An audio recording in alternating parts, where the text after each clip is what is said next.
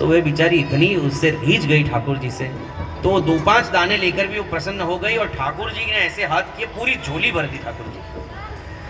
ठाकुर जी ने कहा कि जो इस प्रकार मुझे प्रेम करता है, ये यथामाम प्रपद्यन्ते ताम सथैव भजामि हम, जो मुझे देता है मैं उसको देता हूँ। वो गई, टोकरी खाली कर दी उसने, और 2-4 जो गेहूं के दाने थे वो उसी टोकरी में रखे, वो सिर पे रख के चली। जैसे ही गोकुल के बाहर निकली तो सोचा कि मेरी गठरी भारे क्यों लग रही है, अभी तो सब खाली करके आई। तो नीचे उतार कर देखा तो पूरी की पूरी टोकरी रत्नों से भरी हुई थी। ये भगवान का स्वभाव है।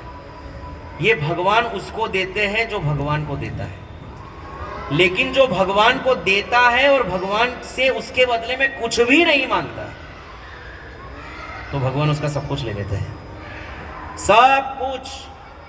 भागवत में भगवान स्वयं कहते हैं, तेषाम अहम अनुग्रहामि हरिष्ये तद्धनम शनैः, जिस पर मैं अतिशय कृपा करता हूं उसका सब कुछ छीन लेता हूं। क्यों?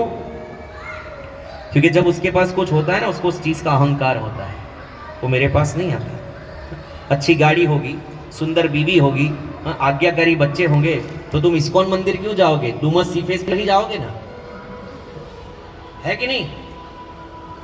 जेब में पैसा होगा 2-4 हजार रुपए, तो फिर कोई मंदिर क्यों जाएगा? फिर तो पिकनिक करने ही जरूर जाएगा। लेकिन भागवत में अमृत चरित्र में भगवान कहते हैं कि जो अपनी पत्नी, घर, इज्जत, नाम, शोहरत सब कुछ छोड़कर जो मेरी शरण में आता है, हे दुर्वासा जी, ऐसे भक्तों के लिए मैं उनका दास हो जाता हूं। मैं कैसे किसी को छोड़ सकता हूं? मेरे भक्तों को मैं नहीं छोड़ सकता। तो जो भगवान की उपासना करता है, भगवान देखते हैं कि अगर मैं इसको दूंगा तो ये संसार में फंस जाएगा और मुझे इसको बाहर निकालना है, मुझे इसको मुक्ति देनी है संसार के दुखों से। मुक्ति ददाति स्थिति मुकुंद, जो मुक्ति दे दे संसार के आसक्ति से, संसार के दुख से, उसको मुकुंद कहते हैं। तो भगवान चाहते हैं कि मेरा बच्चा जल्दी से जल्दी इस दुखमय जगत से बाहर निकले, तो भगवान उससे सब कुछ छीन लेते हैं। और छीन लेने पर जब उसको किसी के काम का नहीं रहता, इंसान संसार में तभी काम का है जब उसके जेब में गांधी जी है। जेब में नहीं होगा तो उसको कोई देखेगा भी नहीं। उल्टा जब आप दिखाई देंगे तो लोग रास्ता बदल देंगे कि अभी मेरे पास आकर कुछ मांगेगा। जब तक आपके पास कुछ है तब तक आप संसार के काम के हैं, और जब आपके पास कुछ नहीं है तब आप भगवान के काम के हैं। क्योंकि 4 व्यक्ति भगवान की शरण में जाते हैं। गीता में भगवान कहते हैं, चतुर्विधा भजन्ते आर्त अर्थार्थी जिज्ञासु ज्ञानी च भरतर्षभ। आर्त यानी दुखी, अर्थार्थ यानी लोभी, जिज्ञासु यानी ब्रह्म की जिज्ञासा करने वाला कि भाई मैं कौन हूं, कहां से आया हूं, मैं बूढ़ा नहीं होना चाहता, कौन बूढ़ा कर रहा है, मैं मरना नहीं चाहता, कौन मार रहा है, मैं जन्म लेना नहीं चाहता, मुझे कौन जन्मा रहा है। तो इसके विषय में जो प्रश्न पूछता है, वैसे ऐसे प्रश्न बहुत लाखों में एक पूछता है, बाकी तो पानी पूरी खाने और इंस्टाग्राम मचेड़ने में जीवन खत्म हो जाता है। तो जिज्ञासु भगवान की शरण में जाता है, और जिसको ज्ञान हो जाता है कि भाई बिना हरि भजन ना भवतरीय, यह सिद्धांत अपेल, भगवान के भजन बगैर यहाँ अपना उद्धार होने वाला नहीं है, ऐसा जो समझ जाता है वो भगवान की शरण में चला जाता है। जैसे आपके सामने सब महापुरुष बैठे तिलक कंठी पहनकर, ये जान गए कि भजन किए बगैर उद्धार किसी का होना, ना ब्रह्मा जी का होने वाला है, ना किसी का होने वाला है। सबको भजन करना पड़ेगा। राम भजन कर मन।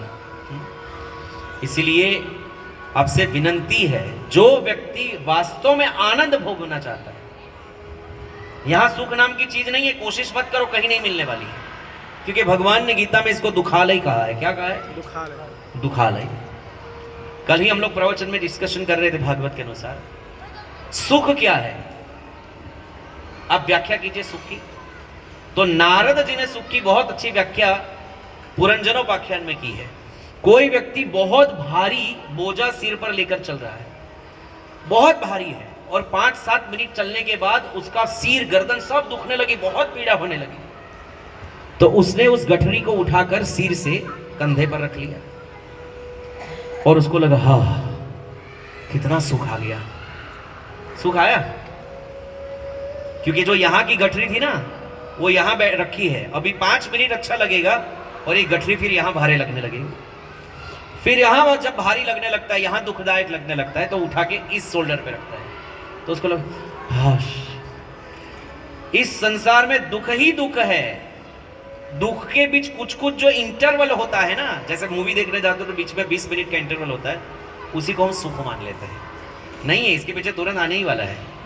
तो ये दुखालय है, यहाँ दुख है, सुख है नहीं संसार में।